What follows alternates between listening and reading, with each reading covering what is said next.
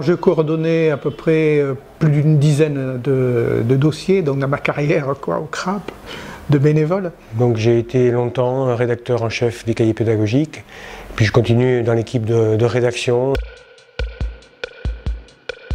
La coordination des dossiers sur la philosophie, j'ai dû en faire 2 ou 3 sur la philosophie, m'a énormément intéressé. Qu'est-ce que ça veut dire faire de la philosophie avec vous? La philosophie n'était pas réservée aux classes terminales, mais pouvait être utile pour tous les enfants. Le premier article que j'ai écrit, en fait, c'était un numéro femmes et filles à l'école.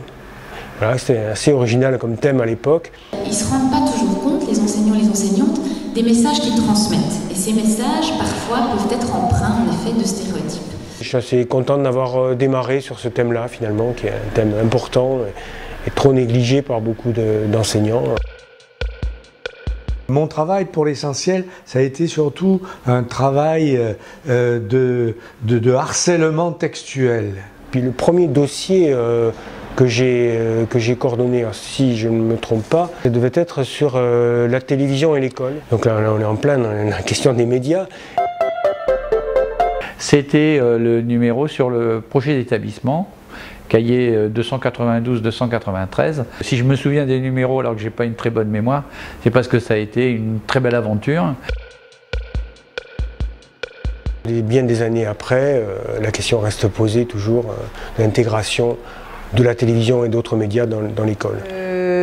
Alors voilà, j'ai souvenir d'un article d'un universitaire dans un numéro sur la technologie. Quelque chose qui a eu beaucoup d'effet, je pense, un peu partout, c'est le travail que j'ai mené sur les consignes.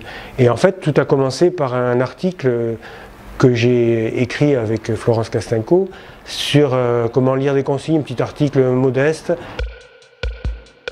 Un article où on travaillait sur l'évaluation conjointe mathématiques-français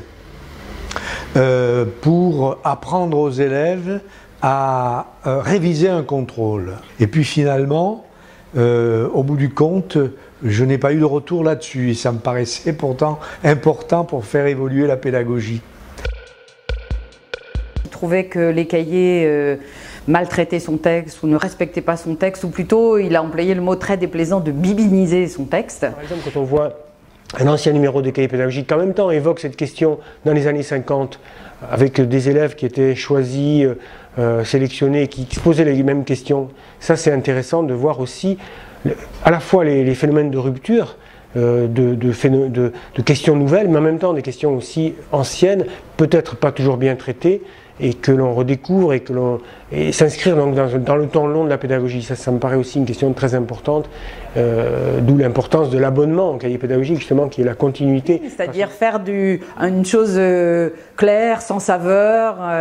Voilà. Lui, son article, il le pensait sans doute comme du bon vin vieux, d'extrême qualité, et moi, je lui en faisais un Castelvin juste bon pour le peuple. Il y a aussi les gens qui écrivent pour la première fois, qui vont rien dire, mais qui ont souvent une grande susceptibilité par rapport à leur article, parce qu'ils ont osé faire quelque chose.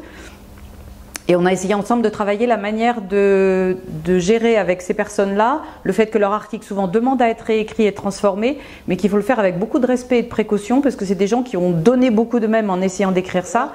Je me souviens jusqu'à la veille du 1er de l'an de mails désespérés parce qu'on avait des problèmes sur les images, de quelle façon avoir les droits d'auteur, de quelle façon monter les choses. Et voilà, j'ai plutôt des souvenirs comme ça d'urgence de fin de parcours et de satisfaction une fois que le dossier est fait.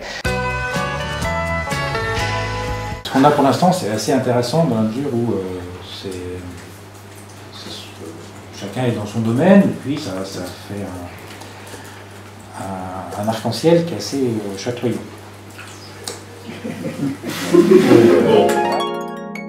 Je me souviens d'une polémique, cette fois sur les dessins d'humour. Celle-là aussi, elle m'a frappée. C'était un article sur l'EPS.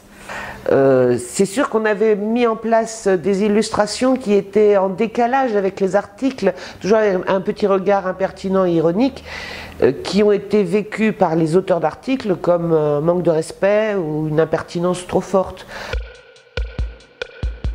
Alors, mon premier contact avec les cahiers pédagogiques, ça a été en 1995. Je me suis inscrit à ce moment-là à un colloque à Lyon à l'occasion du cinquantenaire des cahiers. Et je me souviens très très bien notamment du titre du colloque qui s'intitulait « Pour une idée positive de l'école ». Finalement, je trouve que ça résume très bien, pour moi, ce que représentent les cahiers pédagogiques. Une idée positive de l'école. Moi, ce qui m'intéresse au cahier, c'est qu'on prend par un petit bout les choses, mais que ce petit bout entraîne beaucoup d'autres aspects, et ça c'est important, y compris les aspects d'ailleurs qui touchent pas seulement à l'école, mais qui touchent à la vie aussi, comment on se comporte par rapport à toutes les consignes qui nous entourent dans la vie, etc. Donc ça c'est quelque chose qui m'intéresse toujours, quoi.